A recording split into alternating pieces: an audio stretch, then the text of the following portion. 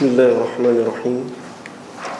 Assalamualaikum warahmatullahi wabarakatuh. Innal hamdalillah nahmaduhu wa nasta'inuhu wa nastaghfiruh wa na'udzu billahi min shururi anfusina wa min sayyiati a'malina. Man yahdihillahu fala mudilla lahu wa man yudlil fala hadiya lahu. وأشهد أن لا إله إلا الله وحده لا شريك له وأشهد أن محمدا عبده ورسوله صلى الله عليه وعلى آله وصحبه وسلم تسليما كثيرا. قال الله عز وجل: أعوذ بالله من الشيطان الرجيم. يا أيها الذين آمنوا اتقوا الله حق تقاته ولا تموتن إلا وأنتم مسلمون. وقال عز وجل: يا أيها الناس اتقوا ربكم الذي خلقكم من نفس واحدة وخلق منها زوجها وبث منهما رجالا كثيرا ونساء واتقوا الله الذي تساءلون به والأرحام إن الله كان عليكم رقيبا.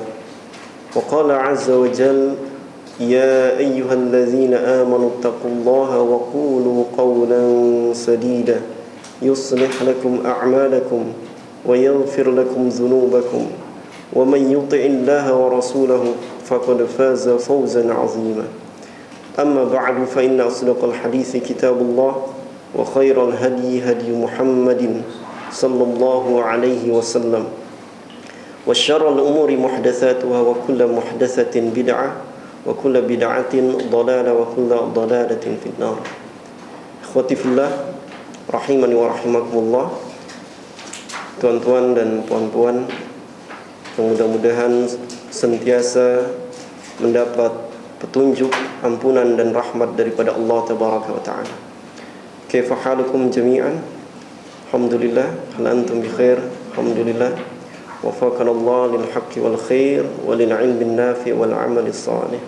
Marhaban bitullabil ilmi. Selamat datang kepada semua penuntut ilmu, termasuk saya di dalamnya. Rabbana zidna ilman, Allahumma faqqihna fid din wa 'allimna at-ta'wil. Allahumma inna na'udzubika min ilmin la yanfa' wa min qalbin la yakhsha wa min nafsin la tashba' wa min da'watin la yustajabu lah. Taib, perjumpaan lepas kita sudah sama-sama mengkaji dan belajar mukaddimah yang disampaikan oleh Al-Syekh Al-Allamah Abu Abdurrahman Yahya bin Ali Al-Hajuri. Ahlan wa sahlan. Waalaikumsalam. Masih ingat beliau al-muallif, penulis,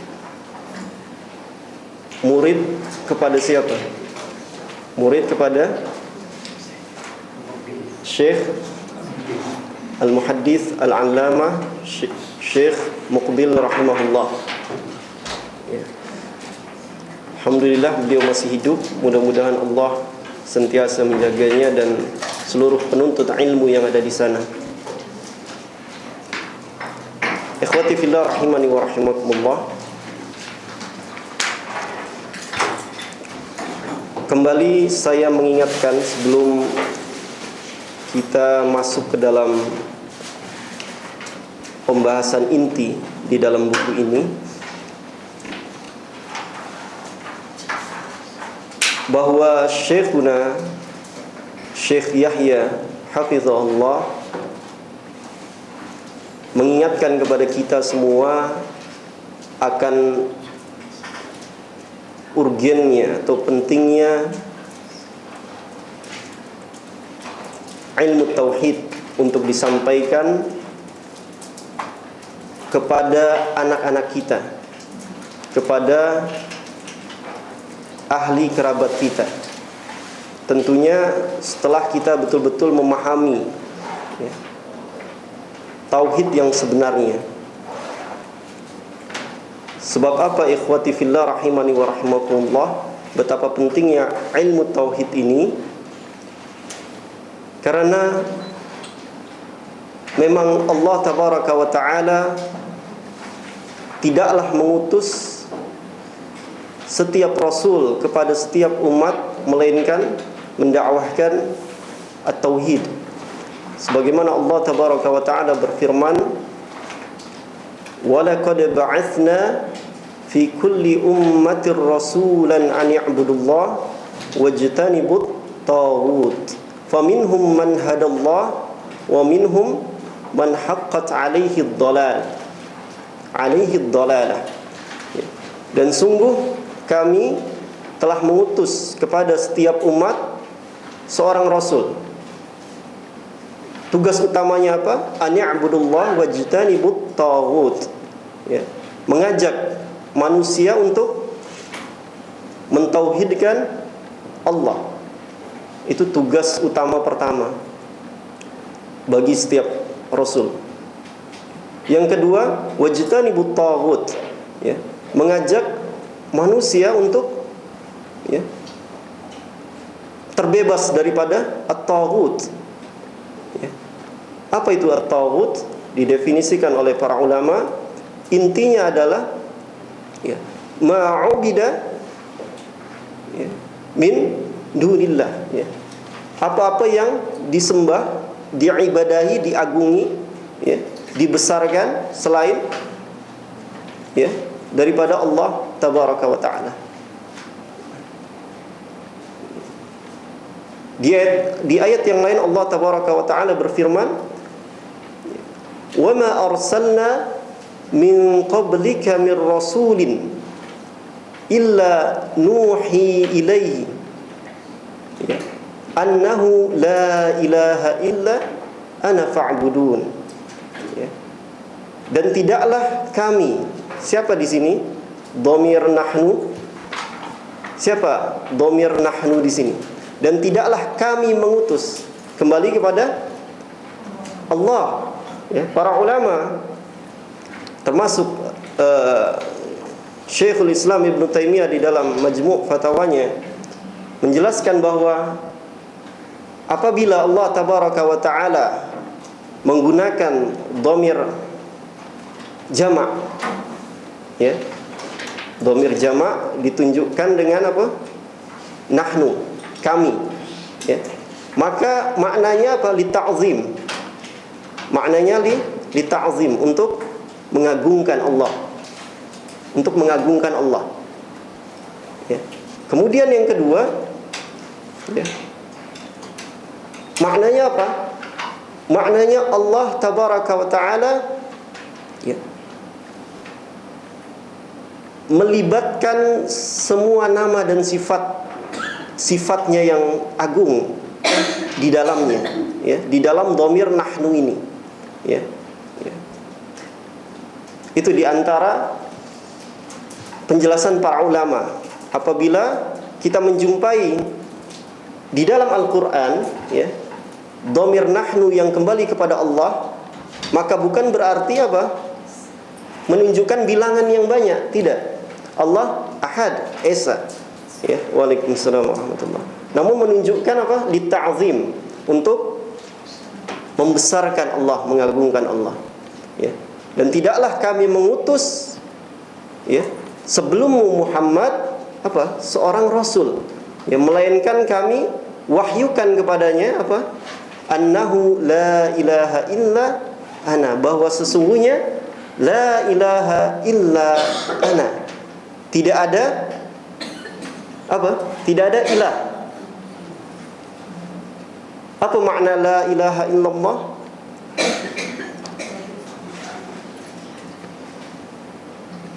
Apa makna la ilaha illallah yang sudah kita pelajari sama-sama? La ma'buda bihaqqin illallah. Ya, la ma'buda bihaqqin illallah. Tidak ada ma'bud, zat yang diibadahi, bihaqqin, dengan sebenarnya, dengan hak, illallah, melainkan Allah. ya. Kecuali kami mewahyukan kepada setiap rasul itu apa bunyinya? Annahu la ilaha illa ana fa'budun. Ya, bahwasannya tidak ada ilah, tidak ada Rabb, tidak ada Tuhan yang berhak diibadahi melainkan ana, saya. Fa'budun, maka sembahlah kalian semua kepada saya, kepada aku. Ya. Allah di awal menggunakan dhamir nahnu tadi kan, wa ma arsalna. Ya. Kemudian diakhiri dengan dhamir ana, tunggal. Ya. Sebab memang Allah ketika mengawali ayat itu dengan dhamir nahnu, Allah ingin memberikan kesan bahwa yang akan disampaikan ini berita yang agung atau sesuatu yang agung. Ya. Allah nak memberikan kesan macam itu, bahwa yang nak disampaikan itu sesuatu yang agung. Apa? Rasul. Ya. Hamba Allah yang maksum, yang terpelihara daripada dosa. Ini sesuatu yang agung yang Allah nak sampaikan. Kemudian Allah akhiri dengan dhamir ana. Ya, sebab apa? Sebab memang Allah menyampaikan hal tersebut, ya, kepada Rasulnya Muhammad sallallahu alaihi wasallam. Ya. Boleh difahami, ya. Nah, itulah alasan mengapa Syekh Yahya bin Ali Al-Hajuri hafizahullah, ya, membuka mukaddimahnya dengan ayat Al-Quran surah Al-Baqarah ayat 133. Ya, masih ingat ya? Ayat 133 apa bunyinya?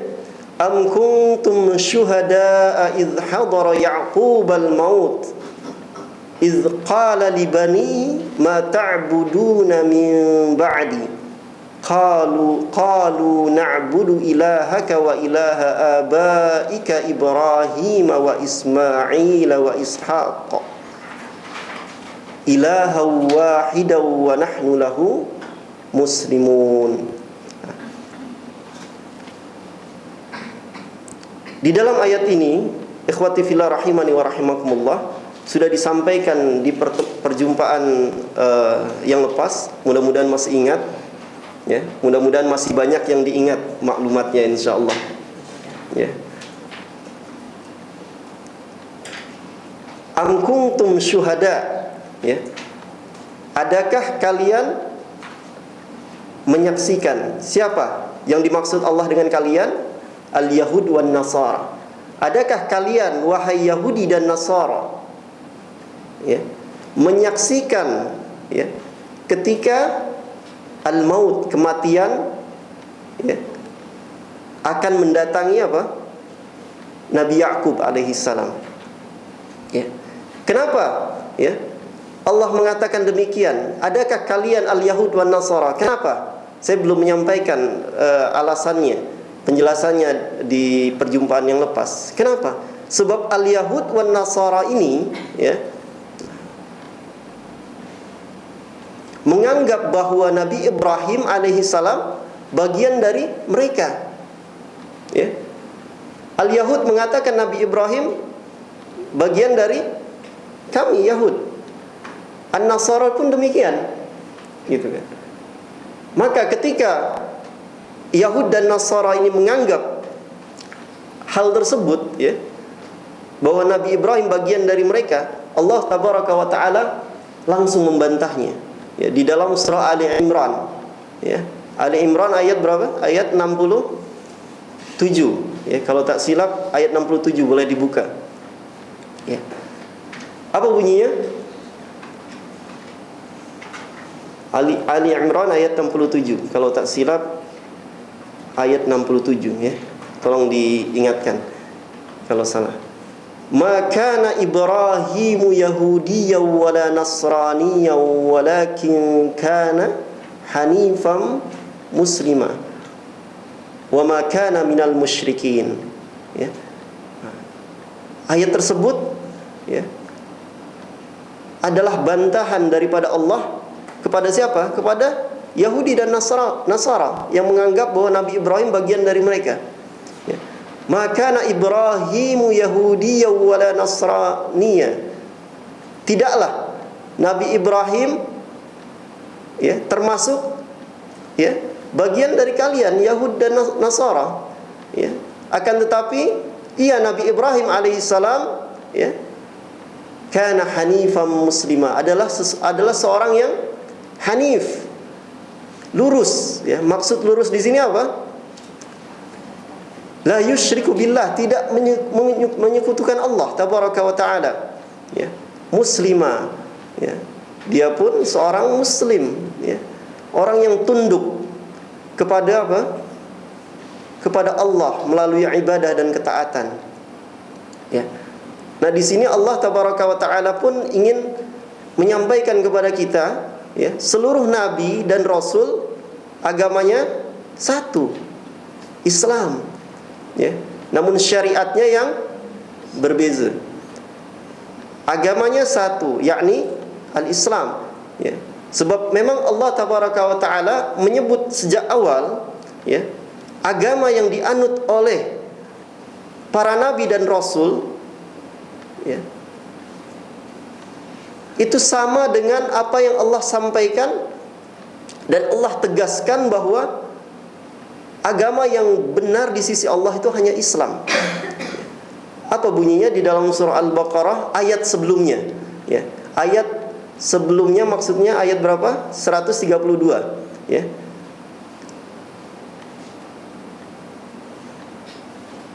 Ini ada hubungan dengan ayat 133 nih. Tuan-tuan dan puan-puan sekalian, rahimani wa rahimakumullah. Wa wassa biha Ibrahimu apa bunyinya? Wa wassa biha Ibrahimu banihi wa Ya'qub. Betul ya? Ya baniya innallaha astafa lakumud-dina fala tamutunna illa wa antum muslimun. Di dalam ayat itu ada lafaz ad-din, betul ya? Ad-din. Yang sudah belajar bahasa Arab tentu tahu ya, ad-din ini diikat oleh apa? Alif lam, ya kan?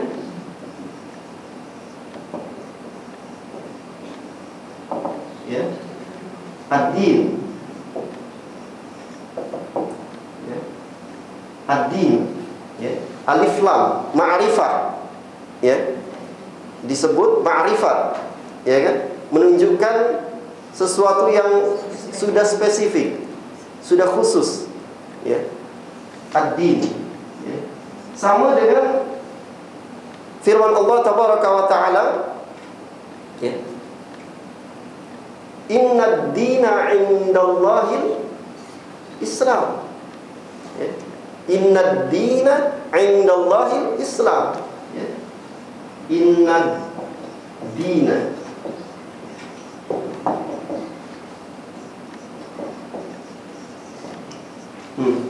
Innad dina indallahil Islam ya. Diikat ya, dengan alif lam ya. Allah subhanahu wa ta'ala menyebutkan makna ad-din ya, bermaksud apa? Al-Islam. Nah, begitupun para nabi dan rasul. Sedari awal, sejak semula Allah Subhanahu wa taala sudah menyampaikan bahwa agama mereka, akidah mereka satu, ya, mentauhidkan Allah. Ya. Nah, ikhwati fillah rahimani wa rahimakumullah. Di dalam ayat 133 surah Al-Baqarah ya, awal ayatnya ada al-istifham di sana. Ada harful istifham. Mana harful istifhamnya? Mana harful istifham dalam ayat 133 surah Al-Baqarah? Apa itu harful istifham? Ya, apa itu harful istifham? Ya, huruf yang digunakan untuk bertanya. Kaifa, itu harful istifham namanya. Apalagi? mata, apalagi aina, termasuk ya am. Ini harful istifham. Ya. Di sini ada harful istifham. Ya. Untuk memahaminya, kita harus kembali kepada ayat sebelumnya. Ya. Sebab berhubungan. Ya. Kalau harful istifham am ini disebutkan oleh Allah di awal ayat, maka ada hubungan dengan ayat sebelumnya. Contoh dalam surah As-Sajdah ayat 1 sampai 3 boleh dibuka. Surah As-Sajdah. Alif Lam Mim. Tanzilul kitabi la raiba fihi min rabbil alamin. Am yaquluna iftara. Betul ya? Ayat keduanya, tanzilul kitab, turunnya Al-Quran, la raiba fi, tidak ada keraguan, ya, tidak ada keraguan di dalamnya. Mir rabbil alamin, ya, diturunkan oleh dari Rabb al-alamin, Rabbul alamin. Am yaquluna iftara, tetapi ya, mengapa orang-orang kafir, orang-orang musyrik itu berkata bahwa Muhammad sallallahu alaihi wasallam sudah mengada-ngada, ya. Ya, maksudnya ini Al-Qur'an ini adalah buatan Muhammad. Buatan Muhammad, kata orang kafir, orang musyrik. Padahal kita sudah tahu bahwa Nabi Muhammad adalah seorang yang ummi. Nanti ada di dalam buku ini. Apa makna ummi? Bukan ummi ibu ya. Ummiyun, ya. Ya, la yaktub wa la yaqra, sebagaimana yang dijelaskan oleh sahabat mulia Ibnu Abbas, Abdullah bin Abbas, dalam satu atharnya yang sahih, yang kana nabiyyukum ummiyan. Adalah nabi kalian, yakni Muhammad sallallahu alaihi wasallam itu adalah seorang yang ummi, la yaqra wa la yaktub wa la yahsub. Tidak boleh membaca, tidak boleh menulis, tidak boleh menghitung. La yahsub itu menghitung, ya. Nah, namun Allah ingin menunjukkan kepada semua manusia, ya, termasuk di dalamnya jin, ya, bahwa ketika Nabi Muhammad sallallahu alaihi wasallam la yaktub wa la yaqra, tidak boleh membaca, tidak boleh menulis, disitulah, ya, sesungguhnya hujjah, ya, hujjah untuk membantah orang-orang yang mengatakan bahwa Al-Quran ini adalah buatan Muhammad sallallahu alaihi wasallam. Ya, bagaimana mungkin seorang yang ummi boleh menulis, ya, boleh karena mereka yang menganggap bahwa Muhammad sallallahu alaihi wasallam itu yang membuat Al-Quran, mereka menganggap bahwa Nabi Muhammad menconteknya dari mencontek, menirunya dari apa? Alkitab sebelumnya, kutub sebelumnya, Taurah, Injil, ya, Zabur, ya. Nah, disinilah Allah ingin membantahnya. Tengok, ya, betapa mereka itu hanya apa? Tilka amaniyuhum, hanya angan-angan mereka saja. Ya. Apa kata Allah? Kul hatu burhanakum. Kalau memang betul apa yang mereka sampaikan, Yahudi mengatakan hanya Yahudi saja yang masuk surga, Nasrani mengatakan hanya Nasrani saja yang masuk surga, ya. Kalau memang betul, kul hatu burhanakum, tunjukkan burhan, ya, hujjahnya. Nah, ya. Nah, ikhwati fillah rahimani wa rahimakumullah. Nah, di dalam ayat ini, ya, Allah tabaraka wa taala ingin menyampaikan bahwa ayat ini ada hubungan dengan ayat sebelumnya, ya. Ketika Nabi Ibrahim dan Nabi Yakub mewasiatkan, ya, menasihati anak-anaknya untuk apa bunyi nasihatnya? Innallaha astafa lakumuddin, sesungguhnya Allah sudah memilih bagi kalian apa? Agama, ad-din, yakni Islam, ya. Fala tamutunna illa wa antum muslimun. Maka janganlah kalian mati kecuali dalam keadaan muslim, orang yang khadi', orang yang inqiyad, tunduk, dalam beribadah dan taat kepada Allah tabaraka wa taala, sebagaimana yang disebutkan oleh Al-Hafiz Ibnu Katsir, oleh Al-Imam At-Tabari, makna muslim, makna muslimun atau muslim adalah apa? Khadi', khadi' khadi' li ibadatillah atau li ta'ah, yakni tunduk, tunduk kepada Allah melalui apa? Ibadah dan ketaatan kepadanya. Nah, ikhwati fillah rahimani wa rahimakumullah. Jadi sekali lagi di sini Allah tabaraka wa taala mengingatkan kepada kita, kaum muslimin, hamba-hambanya, umat Nabi Muhammad sallallahu alaihi wasallam, untuk menjadikan wasiat Nabi Ibrahim, Nabi Yakub alaihi salam menjadi apa? Wasiat kita kepada siapa? Kepada anak-anak kita, kepada ahli kerabat kita. Apakah ini hanya dilakukan ketika kita atau seseorang sedang mengalami sakaratul maut atau menghadapi sakaratul maut, baru kita menyampaikan wasiat ini? Tidak, sebab sekali lagi tadi saya sampaikan, ayat ini ada hubungan dengan sebelumnya. Nasihat ini jelas-jelas dinyatakan oleh Nabi Ibrahim, Nabi Yakub ketika keduanya masih sehat, masih sehat. Maka pelajaran yang bisa kita ambil, ikhwati fillah rahimani wa rahimakumullah, hendaknya kita jauh-jauh hari seperti sekarang berhusnuzan kepada Allah. Mudah-mudahan umur kita dipanjangkan dalam ketaatan kepada Allah, untuk serius sungguh-sungguh mempelajari ilmu tauhid ini. Kita fahami betul-betul, kemudian kita sampaikan segera, kita ajarkan segera kepada anak-anak kita. Jangan jadikan diri kita sebagai orang tua yang tidak perhatian kepada anak-anaknya. Kita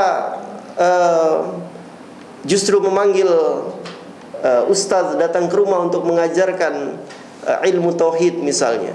Padahal ilmu tauhid adalah ilmu yang fardhah ala kulli muslim, yang wajib difahami, dikuasai oleh setiap muslim.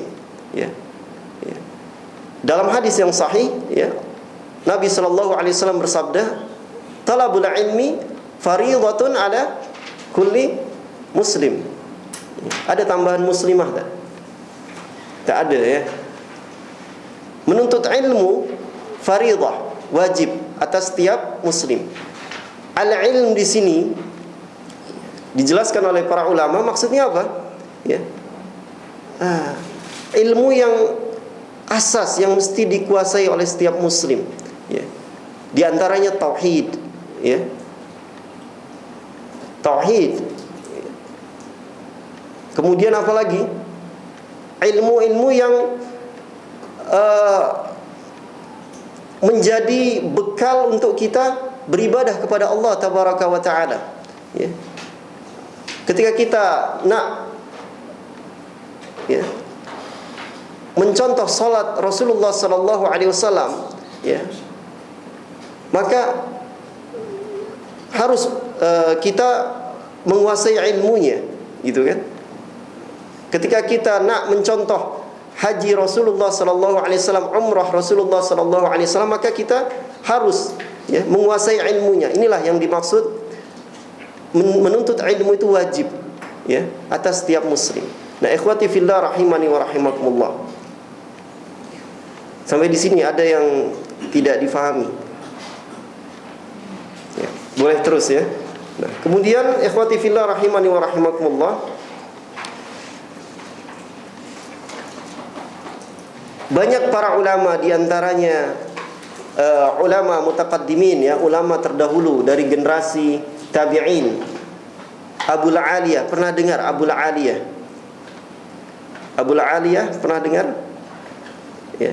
Beliau hidup di zaman Rasulullah sallallahu alaihi wasallam, ya, tapi baru masuk Islam di zaman Khalifah Abu Bakar As-Siddiq radhiyallahu anhu.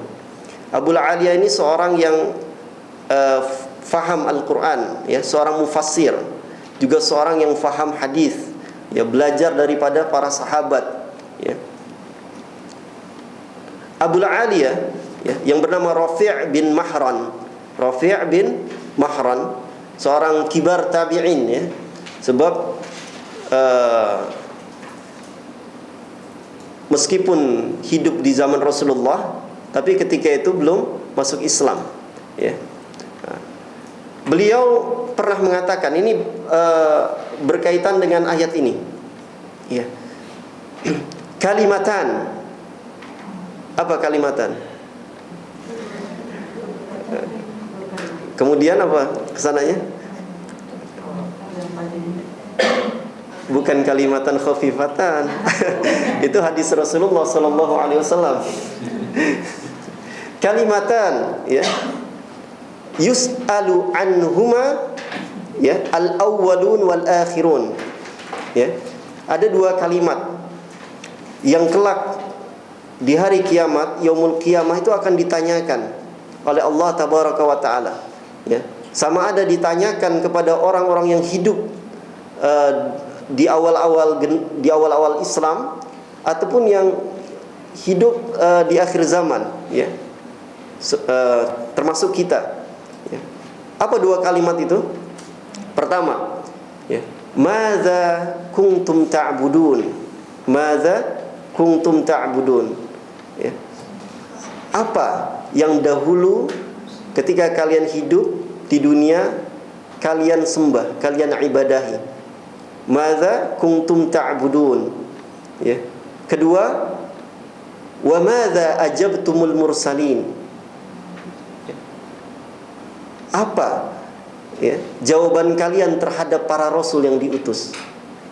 Dua pertanyaan itu akan ditanya oleh Allah, sebagaimana yang Allah sampaikan di dalam surah Al-Qasas ayat 65 kalau tak silap, ya. Wa yauma yunadihim fayaqulu madza ajabtumul mursalin, ya. Pada hari ketika semua manusia dikumpulkan oleh Allah tabaraka wa taala, maka Allah berkata kepada mereka, madza ajabtumul mursalin. Apa jawaban kalian terhadap para rasul yang diutus? Nah, kita sebagai umat Nabi Muhammad sallallahu alaihi wasallam pun akan mendapatkan pertanyaan yang sama, ya. Apa jawaban kita ketika Nabi sallallahu alaihi wasallam diutus?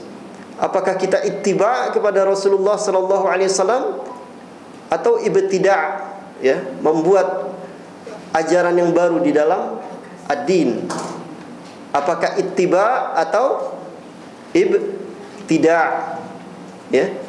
Lawan ittiba' apa? Ibtida', ya.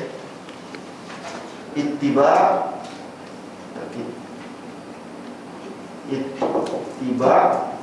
ya. Ittiba' lawannya apa? Ibtida', ya.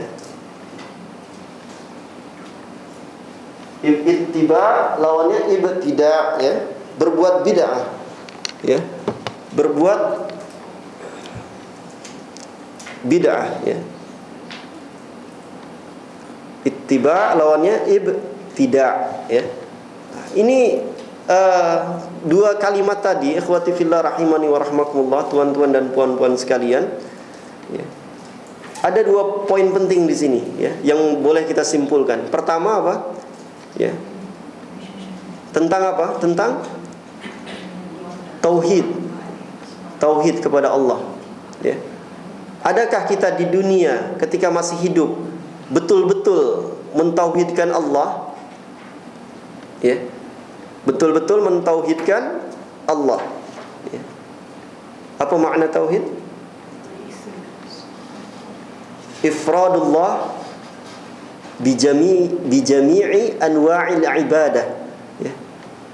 Mengesahkan Allah, menjadikan Allah esa, satu, ya, bijami'i anwa'il ibadah, ya, untuk semua jenis ibadah. Contoh apa? Doa, berdoa. Contoh apa lagi? Ya. Contoh apa lagi? Zabah. Apa zabah? Menyembelih. Ya. Ada orang menyembelih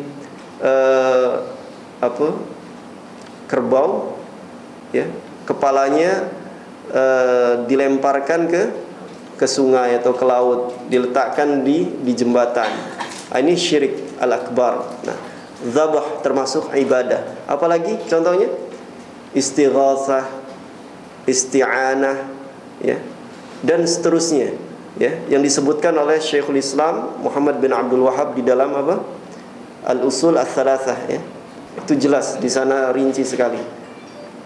Nah, itu yang pertama, ya, tentang tauhid, inti pertanyaan tadi, ya. Nah, Syekhul Islam Ibnu Taimiyah rahimahullah, siapa namanya? Siapa namanya Syekhul Islam Ibnu Taimiyah? Ahmad bin Abdul Halim bin Abdissalam, ya. Taimiyah itu nama ininya, buyutnya, ya. Buyut, ya, inilah apa? Moyangnya, ya, moyangnya. Ya. Ibnu Taimiyah Ahmad bin Abdul Halim bin Abdissalam, ya, rahimahullah. Syekhul Islam Ibnu Taimiyah membagi tauhid itu kepada berapa? Dua, ya, kepada dua, nau'an, dua jenis, ya, kepada dua jenis. Pertama apa?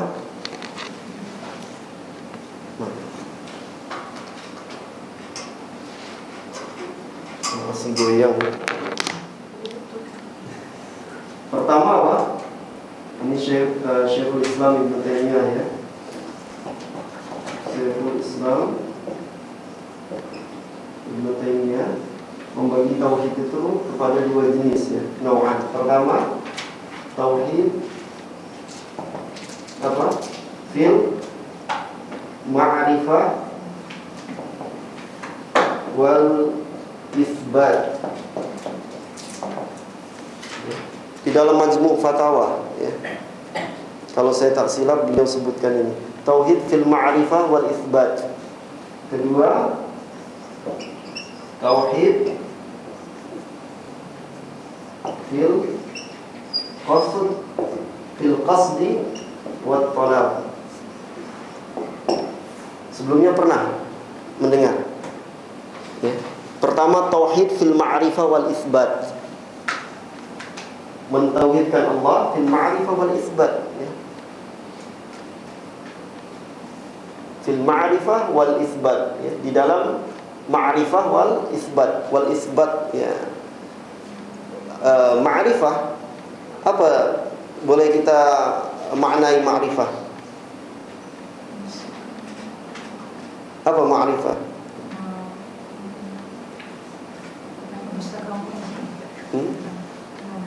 Ada 3 kewajiban seorang muslim, kan, yang disebutkan oleh Syekhul Islam Muhammad bin Abdul Wahhab rahimahullah, apa? Ma'rifatul abdi rabbahu, ya kan? Ilmu ma'rifatul abdi rabbahu, kemudian apa lagi? Ma'rifatul abdi nabiyahu, ma'rifatul abdi dinahu. Mengenal, ya. Ya. Nah, ini pun sama, tauhid fil ma'rifah wal isbat, ya. Fil ma'rifah dalam mengenal Allah fi rububiyatihi. Nah, ini yang pertama ini masuk di dalamnya rububiyah. Rububiyah. Ya. Yang pertama rububiyah, yang kedua asma wa sifat. Ya. Jadi tauhid fil ma'rifah wal isbat, ya.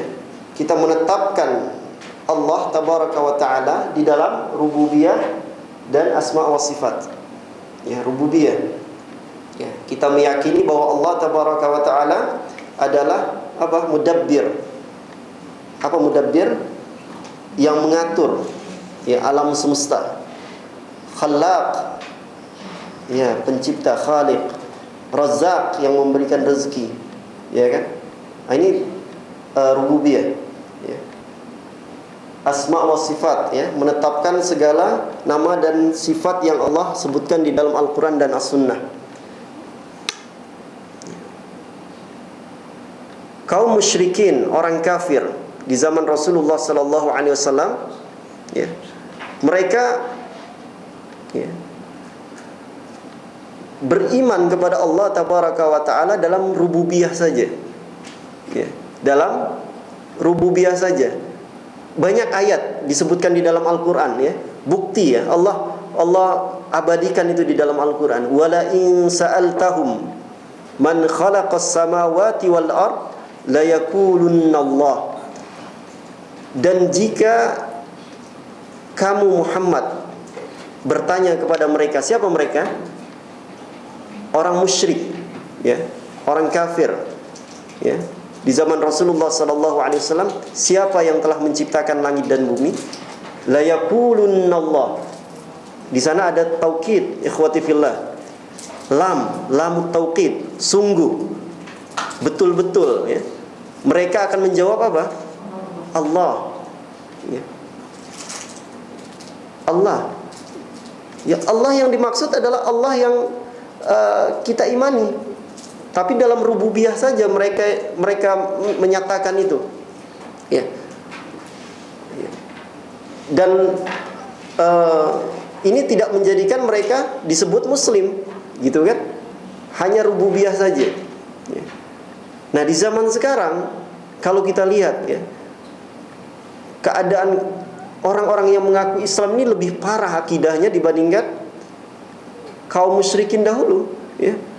Ya. Mereka kaum musyrikin beriman, meyakini bahwa yang memberikan rezeki kepada mereka, yang menghidupkan, mematikan adalah Allah. Yang mengatur alam semesta ini adalah Allah. Tapi bagaimana kaum muslimin yang mengaku muslim di zaman sekarang meyakini bahwa contoh cincin, ya, punya kekuatan mendatangkan manfaat dan madarat. Nah, ini kan secara akal, ya, secara logika lebih parah atau lebih ringan? Lebih parah, gitu kan? Nah, ikhwati fillah rahimani wa rahimakumullah, itu tauhid yang pertama, tauhid fil ma'rifah wal isbat. Asma was sifat, ya. Asmaul husna. Ada berapa asmaul husna? Iya ke? 99. Ghair mahsurah, ya, tidak terbatas, ya. Qaul jumhur ulama, ya. Banyak, ya, dari zaman dahulu sampai sekarang, ya. Ya. Kalau sekarang, ya, yang terkenal, yang menjadi pegangan, bahkan beliau rahimahullah membuat satu buku khusus tentang Asmaul Husna, Syekh Al-Utsaimin rahimahullah punya kitab namanya apa? Al-Qawaidul Muthla, ya, fi sifatillah wa asma'ihi, ya. Al-Qawaidul Muthla, ya, kaidah-kaidah yang muthla, yang agung, ya, yang tinggi di dalam apa? Sifat dan asma Allah. Wallahu a'lam, apakah di Bushra sudah ada terjemahannya atau belum? Belum ada mungkin, ya. Al-Qawaidul Muthla sudah ada, ya. tentang Asmaul Husna. Sudah ada ya. Itu boleh dibeli kalau belum. Ya. Sebab buku itu sangat-sangat terperinci membahas tentang Asmaul Husna. Ya. Syekh Al-Utsaimin rahimahullah menukil perkataan para ulama lainnya ya di zaman dahulu, ya, bahwa adat Asmaul Husna ini tidak terbatas. Ya. Adat Asmaul Husna tidak terbatas. Hadis yang menyatakan tentang itu ada. Riwayat Imam Al-Hakim, kemudian riwayat Imam Ahmad, Ibnu Hibban, ya. Ketika Rasulullah SAW berdoa, as'aluka bikulli ismin huwa lak. Ya, pernah dengar doa itu? Wasammaitahu bihi nafsak, dan seterusnya lah. Wasta'atharta bihi fil ghaib. Nah, di situ kalimat terakhir wasta'atharta bihi fil ghaib fi alamil ghaib kalau tak silap, ya. Nah, di situ intinya, poinnya bahwa ada nama-nama daripada Allah yang memang tidak diketahui, ya. Tidak diketahui, ya.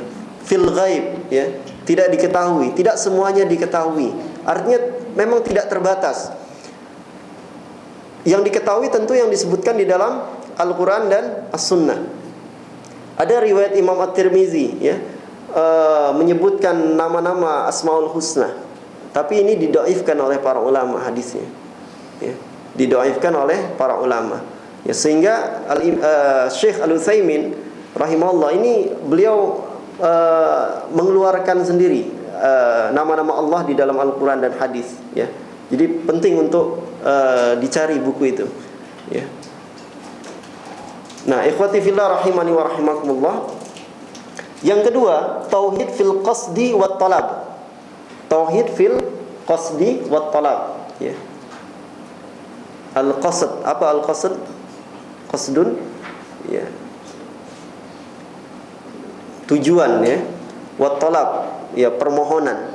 Wa annal masajida lillah fala tad'u ma'allahi ahada, ya. Jadi maknanya hanya kepada Allah saja, ya, kita memohon, kita meminta, kita berdoa, ya. Jangan menyekutukan Allah di dalam memohon, meminta. Ini itulah yang dilakukan oleh orang-orang kafir musyrikin, ya. Orang-orang musyrik menjadikan asnam, apa asnam? Berhala-berhala itu sebagai apa? Wasilah, ya. Sebagai wasilah, perantara, ya. Perantara mereka dengan Allah, ya. Perantara mereka dengan Allah, ya. Ketika mereka diajak untuk menyembah hanya kepada Allah saja, mereka menolak, ya. Mereka menolak. Bahkan asbab nuzul daripada surah Al-Kafirun, ya, di antara yang disebutkan di dalam berbagai kitab tafsir, apa? Orang kafir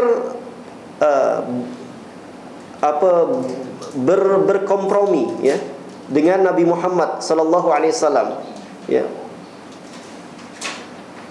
Untuk apa? Untuk saling bergantian menyembah, beribadah dengan sesembahan mereka, ya. Nabi Muhammad sallallahu alaihi wasallam diminta untuk menyembah asnam mereka sekian hari misalnya. Kemudian mereka gantian menyembah kepada Allah. Ini asbab nuzul daripada surah Al-Kafirun, ya. Nah, ikhwati fillah rahimani wa rahimakumullah. Jadi boleh difahami, ya, pembagian tauhid ini, ya. Dua jenis. Jenis yang pertama rububiyah dan asma wa sifat. Jenis ketiga tauhid uluhiyah, ya. Tauhid uluhiyah, ya. Adapun yang membagi tauhid ini kepada tiga, ya. Ada yang mengatakan Syekh Muhammad bin Abdul Wahhab, ada yang mengatakan Syekh Ibnu Taimiyah. Tapi sesungguhnya ikhwati fillah, pembagian tauhid ke dalam 3 ini itu sudah diisyaratkan oleh para ulama terdahulu. Al-Imam At-Tabari kalau kita membaca tafsirnya termasuk ayat ini, ini beliau akan berikan isyarat bahwa kepada tauhid uluhiyah, ya. Boleh dibuka ya kitab aslinya langsung ya, Jami'ul Bayan fi Ta'wilil Quran, ya. Jami'ul Bayan fi Ta'wilil Quran 24 jilid, ya. Nah, para ulama seperti Imam At-Tabari, Imam Al-Bukhari dalam kitab Khalqu Af'alil Ibad itu sudah mengisyaratkan, ya, tauhid kepada uluhiyah, kepada rububiyah, kepada asma wa sifat, ya. Ya. Bahkan sebenarnya Syekh bin Baz rahimahullah sendiri itu mengatakan untuk aqsam itu tidak bukan sesuatu yang sangat urgen, ya. Maksudnya apa?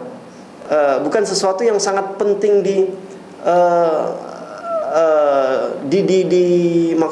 diketahui oleh kita. Maksudnya begini, ucapan beliau, bahwa pembagian ketika kita mengimani bahwa Allah hanya satu-satunya zat yang berhak diibadahi, meskipun kita tidak tahu istilahnya uluhiyah, tak ada masalah, gitu kan. Kemudian kita beriman bahwa Allah adalah zat yang mencipta, menghidupkan, mematikan, memberikan rezeki, meskipun tak tahu istilah rububiyah, tak ada masalah, gitu kan. Kemudian apalagi kita menetapkan segala sifat dan nama Allah ketika disebutkan Ar-Rahman 'alal 'arsy istawa, 'alal 'arsy istawa, ya, Ar-Rahman beristiwa di atas arsy, ya. Kemudian orang itu mengimani, ya, istiwa, Allah beristiwa di atas arsy, ya kan, tanpa menyamakan dengan makhluknya, itu sudah cukup, gitu kan, ya. Di luar sana, ya, orang yang membenci dakwah ini, gitu kan, menganggap orang yang meyakini bahwa Allah beristiwa di atas arsy ini adalah dia sudah mujassimah, dia sudah menyamakan Allah dengan makhluk, menjisimkan Allah. Padahal sesungguhnya kalau dia pikirkan secara sehat, ya, ketika dia berkata seperti itu, dia sudah terjebak. Sesungguhnya dia sendiri yang sudah terjebak, ya kan. Keyakinan dia sendiri yang sudah terjebak bahwa dia sudah menyamakan Allah dengan makhluk. Pikiran dia sendiri, ya kan. Di dalam pikiran orang itu, ketika kita meyakini Allah beristiwa di atas arsy, di dalam pikiran dia, gitu kan, ya, dia sudah menyamakan Allah dengan makhluk, ya. Boleh difahami kan? Nah, inilah, ya, pentingnya akidah yang sahihah, gitu kan, akidah yang benar, ya kan. Contoh orang yang hanya bertafwid saja. Tahu bertafwid? Menyerahkan urusannya kepada Allah, ya. Allah Ar-Rahman beristiwa di atas arsy. Ya, kita serahkan saja kepada Allah, ya. Maknanya terserah Allah. Ini pun tidak benar, gitu kan, kalau hanya mentafwid saja. Kalau hanya mentafwid, maka iman dengan zat Allah itu belum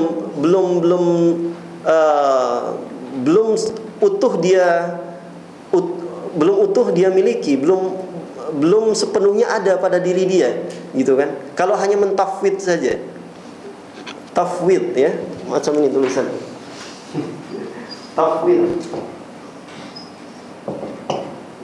tafwid. Kalau kita, ya, tidak hanya mentafwid, ya, mentafwid iya, tapi kena diyakini dulu bahwa ketika Allah di dalam Al-Quran menjelaskan bahwa Allah menciptakan Nabi Adam dengan dengan apa? Dengan tangannya. Ya. Maka pertama kali kita kena beriman bahwa ya Allah memiliki tangan. Tapi tangannya Allah tidak boleh disamakan dengan tangan makhluknya. Baru kita tafwidkan kepada Allah. Kalau mereka ini terus mentafwidkan, mereka tak nak meyakini bahwa Allah punya tangan, gitu kan. Mereka terus mentafwidkan, ini pun tak benar. Ya. Tafwid itu menyerahkan maknanya perkara itu kepada Allah. Ya. Melepaskan ya. Ketika Allah berfirman, wa huwas samiul basir, Allah Maha mendengar, Maha melihat. Nah, Allah mendengar. Ya, Allah ada pendengaran, gitu kan? Ya. Kita kena beriman dulu bahwa ya Allah memiliki pendengaran.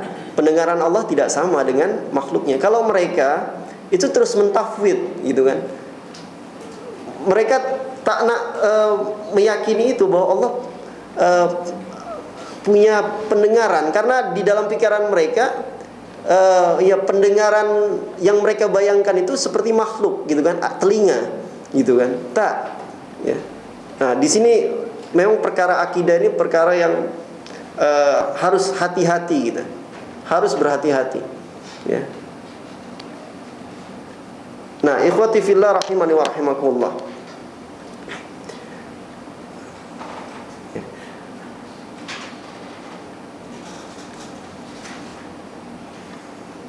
Boleh dilihat ya di dalam buku tersebut, ya. Ada satu hadis, ya. Ada satu hadis yang diriwayatkan oleh Imam At-Tirmidzi. Boleh ditulis di situ. Di hujung hadis itu tidak ada perawinya, ya. Ya. Ada tak perawinya? Rawahu siapa gitu? Tak ada kan? Selepas wajaffatis suhuf, ada tak perawinya? Wasahha min hadis Ibnu Abbas.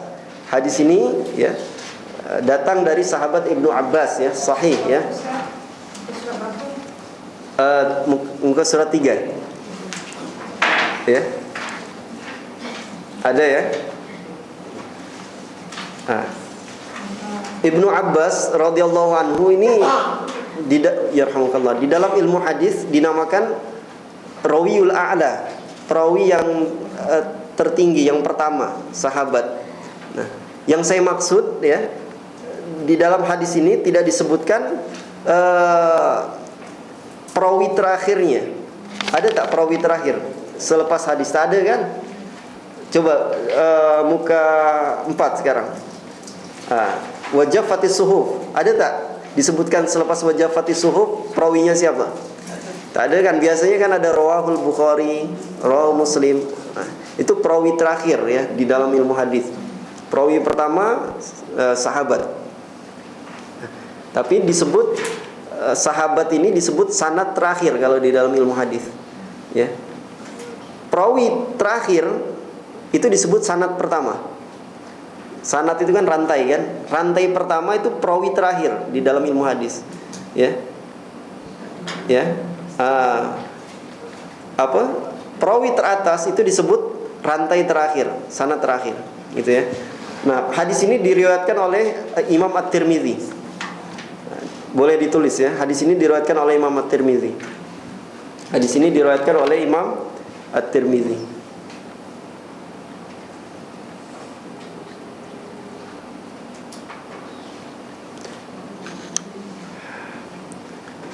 Dari sahabat Ibnu Abbas radhiyallahu anhuma ia berkata, kuntu khalfan nabi sallallahu alaihi wasallam yauman. Ya. Suatu hari saya berada di belakang Rasulullah sallallahu alaihi wasallam. Ya, maksudnya Ibnu Abbas radhiyallahu anhu, siapa namanya? Ibnu Abbas siapa namanya? Abdullah, ya. Abdullah. Apa kunyahnya? Kunyah Ibnu Abbas apa? Abul Abbas. Kunyahnya Abul Abbas. Namanya Abdullah. Nama bapaknya siapa? Abbas. Abul Abbas bin Abdullah bin Abbas. Kunyahnya Ibnu Taimiyah, Syekhul Islam siapa?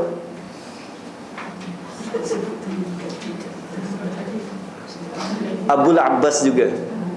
Ya, Abul Abbas juga. Nah, jadi suatu masa, suatu hari Ibnu Abbas radhiyallahu anhu dibonceng Rasulullah sallallahu alaihi wasallam. Ya, di atas binatang tunggangan, ya. Dia duduk di belakang Rasulullah sallallahu alaihi wasallam. Kemudian Rasulullah sallallahu alaihi wasallam berkata, "Ya gulam, wahai Ananda." Ya. Gulam ini usia dari mukallaf, ya, sampai sebelum balik, itu gulam namanya. Mukallaf kalau laki dalam 7 tahun kan, sampai sebelum balik, ya, 13 tahun macam itu. Ini namanya gulam, ya. Wahai Ananda, kata Rasulullah sallallahu alaihi wasallam, beliau sepupunya Rasulullah kan sallallahu alaihi wasallam. Inni uallimuka kalimat. Sesungguhnya uallimuka kalimat. Saya akan mengajarkan kepadamu beberapa kalimat, ya. Nah, ini boleh dipraktikkan kepada anak-anak kita, ikhwati fillah rahimani wa rahimakumullah, ya.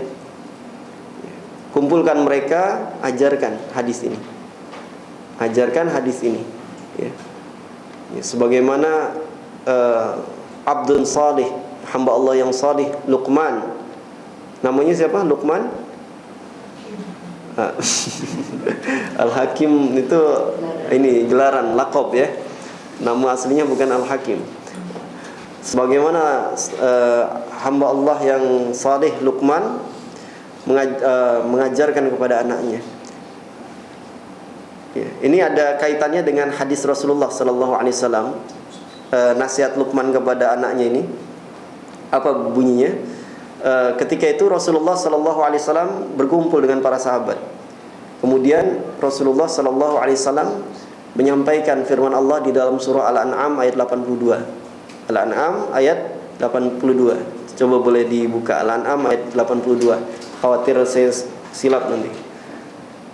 Alladzina amanu wa lam yalbisu imanahum bidzulm ulaika lahumul amnu wa hum muhtadun. Betul ya? Al-An'am ayat 82. Betul ya, Ustaz? Alladzina amanu wa lam yalbisu imanahum bidzulm. Orang-orang yang beriman yang tidak mencampur adukan keimanan mereka dengan kezaliman, ya. Ulaika lahumul amnu wa hum muhtadun. Mereka itulah orang yang mendapatkan keamanan di dunia dan di akhirat. Wa hum muhtadun, dan mereka termasuk orang-orang yang diberi petunjuk oleh Allah. Nah, ketika disampaikan ayat ini, para sahabat radhiyallahu anhum itu bertanya kepada Rasulullah sallallahu alaihi wasallam, "Ya Rasulullah, ayyuna lam yazlim nafsah?" Siapa di antara kita yang tidak pernah berbuat zalim? Kata para sahabat, ya. Siapa di antara kita yang tidak pernah berbuat zalim? Apa kata Rasulullah sallallahu alaihi wasallam? Bukan itu yang dimaksud zalim dalam ayat itu. Nah, Rasulullah membacakan nasihat Luqman kepada anaknya. Yang dimaksud zalim adalah innasyirka la zulmun azim. Sesungguhnya kesyirikan itu adalah kezaliman yang amat besar. Itu ya. Nah, apa kalimat pertama yang disampaikan oleh Rasulullah sallallahu alaihi wasallam? Ihfazillah yahfazka. Ihfazillah yahfazka. Jagalah Allah, yahfazka, niscaya Allah akan menjagamu, ya. Maksudnya menjaga bagaimana? Menjaga syariat Allah tabaraka wa taala, menjaga hudud, ya. Apa hudud? Ya, batasan-batasan, ya, yang Allah sudah tetapkan di dalam agama, tidak boleh dilampaui oleh kita, ya. Itu kan. Ketika Allah tabaraka wa taala berfirman di dalam surah Al-Baqarah,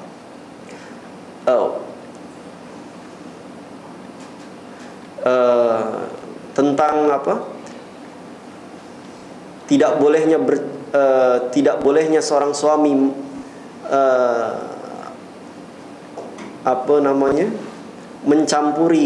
mencampuri istrinya, menjimai istrinya ketika maksudnya menjauhkan diri, ya, menjauhkan diri untuk tidak mencampuri istrinya ketika dia beriktikaf. Tilka hududullah, itulah hudud Allah, ya. Ya. Kalau memang niatnya sudah nak beriktikaf, ya sudah, berdiam diri di masjid, ya. Jangan nak balik ke rumah dengan tujuan itu, gitu kan? Dengan tujuan untuk mencampuri istrinya. Tilka hududullah, di situ batasan-batasan Allah yang tidak boleh dilampaui, gitu kan? Nah, jadi ihfazillah yahfazka, jagalah Allah dengan melaksanakan apa? Imtithal bi awamirihi, dengan melaksanakan perintahnya, wajtinab nawahihi, dengan menjauhkan diri dari segala larangannya.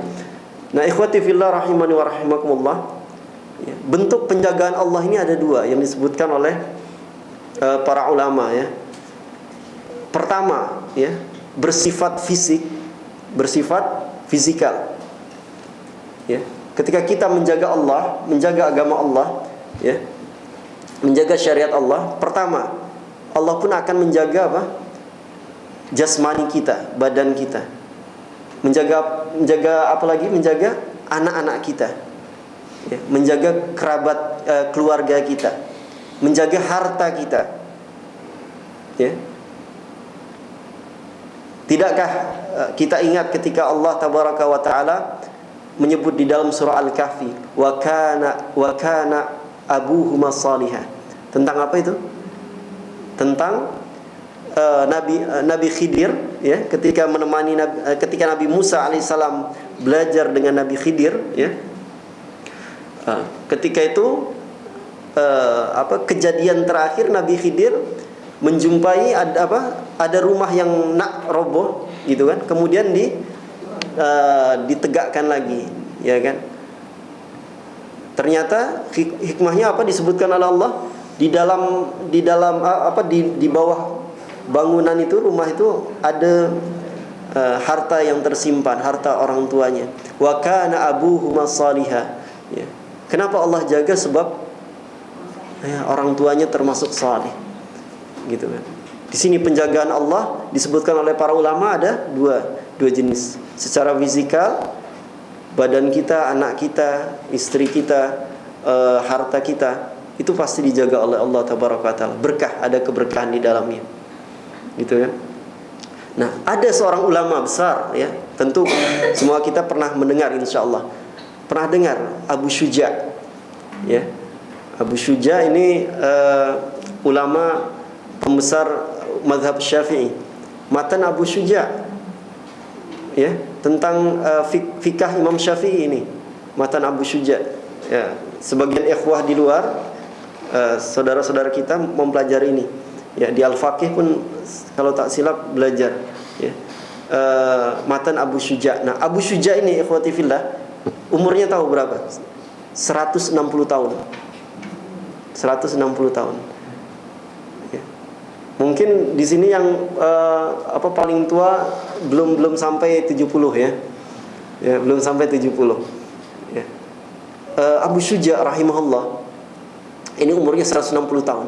Ketika ditanya, ketika ditanya oleh tidak disebutkan yang bertanya di sini. Ini dikisahkan oleh seorang alim besar juga, ya, tentang beliau. Ketika ditanya kondisi imam ini umur 160 tahun tapi masih sehat, semua anggota tubuhnya masih berfungsi dengan baik, ya. Ketika ditanya apa penyebabnya, apa jawaban al-allama al-faqih Abu Syuja? Ma'asaitullah ta'ala bi'udwin fis sighar, ya, fahafizahallah alayya fil kibar, ya. Jadi aku tidak pernah bermaksiat kepada Allah tabaraka wa taala dengan anggota tubuhku ini di waktu kecil, ya. Sehingga Allah menjaga tubuhku di waktu ya umurku besar, umurku tua. Dan ini tidak hanya satu ulama, lebih dari satu ulama memang bukti ya Allah menjaga mereka. Tapi tentu bukan barometer, bukan apa namanya ukuran yang pasti. Tak, ini hanya orang-orang tertentu yang Allah kehendaki, ya kan. Banyak juga orang saleh yang di waktu tua ya punya penyakit hebat ya, punya liver dan sebagainya, ada juga, ya kan. Termasuk Syekh Al-Albani rahimahullah, ya, Syekh Utsaimin rahimahullah, beliau penyakitnya luar biasa parah ya ketika di akhir hayatnya, ya, sampai Syekh Al-Albani harus berpuasa yang jelas lebih dari 20 hari ya, untuk menjadikan kondisi fisiknya ini lebih baik gitu kan. Tapi bukan puasa sunnah gitu kan ya, selama 40 hari kalau tak silap yang dokter anjurkan kepada dia, kepada Syekh Al-Albani rahimahullah ya. Nah, tapi ini jadi bukti yang pasti akan terjadi ya kepada hamba-hamba yang Allah pilih, gitu kan. Kemudian ihfazillah tajidhu tujahak. Jagalah Allah tajidhu tujahak. Ya, maka niscaya kamu akan mendapati pertolongan Allah di hadapanmu. Ya. Tajidhu tujahak ini pertolongan Allah akan kamu dapati di hadapanmu, gitu kan. Dekat pertolongan Allah kepada kita. Inna nasrallahi qarib, sesungguhnya pertolongan Allah amat dekat, ya kan. Pertama, ihfazillah yahfazka, ihfazillah tajidhu tujahak, ya. Wa may yattaqillah yaj'al lahu makhraja wa yarzuqhu min haitsu la yahtasib, ya. Nah, ini termasuk ayat yang boleh dihubungkan dengan hadis ini, ya. Kemudian apa? Idza sa'alta fas'alillah. Ya, apabila kamu meminta sesuatu maka ya mintalah kepada Allah tabaraka wa taala. Nah, at-talab, meminta ini ikhwati fillah rahimani wa rahimakumullah, ada dua jenis ya. Ada dua jenis yang disebutkan oleh para ulama, ya. Yang pertama, talab ya, meminta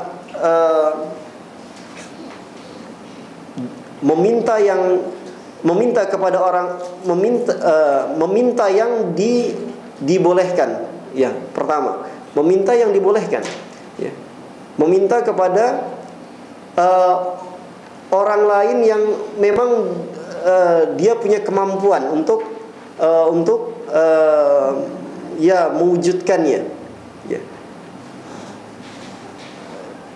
Tapi tentu dengan disertai apa? Dengan disertai al-i'timad, ya. I'timad hati kita, bersandarnya hati kita kepada Allah tabaraka wa taala. Ya. Gitu. Ini yang dibolehkan pertama, ya.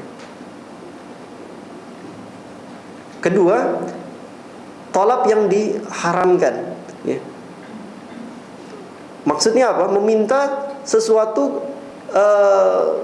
sesuatu kepada orang lain yang hanya Allah sendiri, yang hanya Allah saja yang boleh mewujudkannya, gitu kan.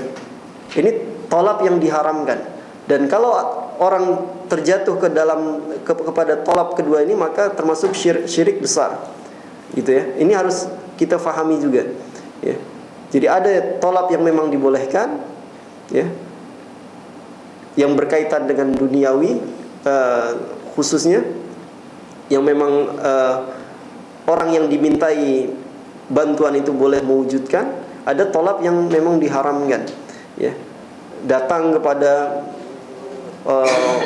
orang dukun atau bomoh, ya, minta diluaskan rezeki, ya, minta supaya kedainya laris, macam itu. Nah, ini sudah syirik besar nantinya, ya. Kemudian apa lagi? Wa idza sta'anta fasta'in billah. Ya. Wa idza sta'anta fasta'in billah. Ya. Dan jika atau apabila kamu meminta pertolongan, maka mintalah pertolongan itu kepada Allah tabaraka wa taala. Nah, poin yang sekarang ini yang wa idza sta'anta fasta'in billah, al-isti'anah. Ini adalah amal qalbi. Jadi perbuatan hati, ya. Memang harus kepada Allah tabaraka wa taala. Amal qalbi, perbuatan hati, ya. Sama ada, ya, ini dilakukan sebelum amal, ya, atau ketika berlangsungnya amal, gitu kan? Kita memohon kepada Allah sebelum kita berbuat, atau ketika ya sedang berbuat, ya, gitu kan? Memohon pertolongan kepada Allah tabaraka wa taala, ya. Jadi berbeza dengan yang sebelumnya meminta tadi. Iyyaka na'budu wa iyyaka nasta'in. Boleh jadi ikhwati fillah rahimani wa rahimakumullah, pertolongan yang Allah datangkan kepada kita, ya, itu sebab, ya, doa yang selalu kita panjatkan di dalam salat, ya, di setiap rakaat. Iyyaka na'budu wa iyyaka nasta'in. Apalagi ketika kita baca itu, kita betul-betul sudah memiliki akidah yang sahihah, gitu kan, akidah yang benar, ya, maka akan sangat berefek doa tersebut, ya. Wa idza sta'anta fasta'in billah. Kemudian apa lagi? Wa'lam annal ummata law ijtama'at ala an yanfa'uka bi syai'in lam yanfa'uka illa bi syai'in qad katabahu Allahu lak. Ketahuilah, ini poin yang terakhir, ya, nasihat Nabi sallallahu alaihi wasallam kepada Ibnu Abbas radhiyallahu anhu. Ketahuilah olehmu, ya, bahwa kalau, ya, umat atau sekumpulan orang itu berkumpul, ya, untuk mendatangkan manfaat kepadamu, ya, maka tidak akan terjadi, ya, melainkan manfaat yang sudah Allah tetapkan, ya. Begitu pula dengan apa? Walau ijtama'u ala an yadurruka bi syai'in lam yadurruka illa bi syai'in qad katabahu Allahu 'alaika. Begitupun kalau mereka berkumpul untuk mencelakakan dirimu, ya, maka tidak akan terjadi melainkan apa yang sudah Allah tetapkan, ya. Ini bentuk apa? Bentuk tawakul kita kepada Allah, bertawakal kita kepada Allah, berserah diri kepada Allah tabaraka wa ta'ala, ya. Nah, ini dia. Rufi'atil aqlam wa jaffatis suhuf, ya. Kenapa rufi'atil aqlam? Sebab apa? Aqlam, pena itu sudah diangkat oleh Allah. Wa jaffatis suhuf, dan suhuf, lembaran-lembaran itu sudah kering. Maknanya apa? Allah sudah perintah, Allah sudah katakan kepada qalam untuk berhenti, tidak mencatat, tidak menulis segala ketetapan yang akan terjadi, ya. Siapa makhluk yang Allah ciptakan pertama kali? Qalam, ya. Qalam, ya. Ya, kita faham qalam, gitu kan. Tak boleh disamakan qalam, ya kan? Qalam, ya. Dan nah, ini pun sesungguhnya merupakan apa?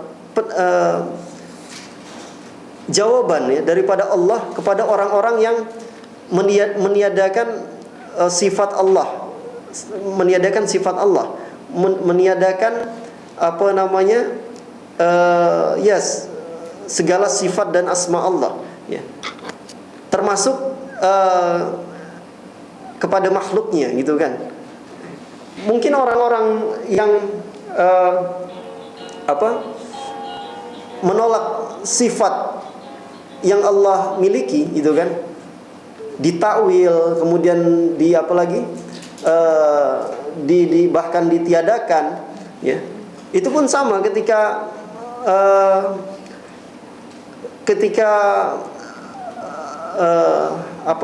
menanggapi makhluk Allah yang pertama ini, ya kan, qalam, ya. Mungkin mereka akan mereka akan tafwid, mereka akan menyerahkan juga kepada Allah. Ya, qalam, ya. Maknanya terserah kepada Allah, gitu kan, berlepas, ya. Tapi jangan itu terjadi kepada kita, gitu kan. Maksud saya di sini dikaitkan dengan apa yang disampaikan sebelumnya. Ketika Allah menciptakan qalam, ya, maka memang kita harus mengimani bahwa ya qalam itu difahami, ya. Qalam itu difahami. Tapi bagaimana qalam itu majhul, tidak diketahui, ya kan? Ya, fungsi qalam itu diketahui, ya qalam, gitu kan. Tapi bagaimana qalam, ya, maka tidak boleh disamakan dengan qalam yang diciptakan oleh manusia, gitu kan. Nah, itu maksudnya, ya. Nah, makhluk yang Allah ciptakan pertama kali adalah qalam, dan Allah perintahkan kepada qalam untuk apa? Menulis, ya. Menulis segala apa yang menjadi ketetapan Allah. Kapan itu terjadi? Hadisnya sahih, riwayat Imam Muslim, ya. Innallaha kataba maqadiral khalaiq qabla an yakhluqas samawati wal ard bi 50 alf sanah. Sesungguhnya Allah menulis apa? Takdir, ya, untuk semua makhluknya, ya. Ya. Semua makhluknya. Sebelum apa? Sebelum menciptakan langit dan bumi. Berapa lama? 50.000 tahun. Khamsina alfasana. 50.000 tahun sebelum Allah menciptakan langit dan bumi, Allah sudah tetapkan, ya. 50.000 tahun sebelum Allah menciptakan langit dan bumi, Allah sudah tetapkan takdir, ya, yang akan berlaku untuk makhluknya, ya. Ya. Nah, di sini ada dua istilah yang kita harus pahami, ya. Qada dan qadar, ya. Yang pertama, kalau qada dan qadar itu, ya, datang, maksudnya dua istilah ini ada, ya, dua istilah ini ada, tidak terpisah, ya, tidak terpisah. Qada dan qadar disebutkan, maka maknanya berbeza, ya. Tapi kalau qada disebutkan tanpa qadar, maka boleh jadi maknanya sama. Contoh doa Nabi sallallahu alaihi wasallam kepada Ibnu Abbas radhiyallahu anhu, Allahumma faqihu fid din wa alimhu at-ta'wil. Ya, at-ta'wil di sana, ya, maknanya sama dengan tafsir, ya. At-ta'wil bermakna tafsir di sana. Tapi kalau ta'wil dan tafsir ada jumpa dalam satu kalimat, itu maknanya berbeza. Sama dengan qada dan qadar. Kalau qada dan qadar jumpa dalam satu kalimat, itu maknanya berbeza. Nah, maknanya apa? Kalau qadar itu adalah ketetapan Allah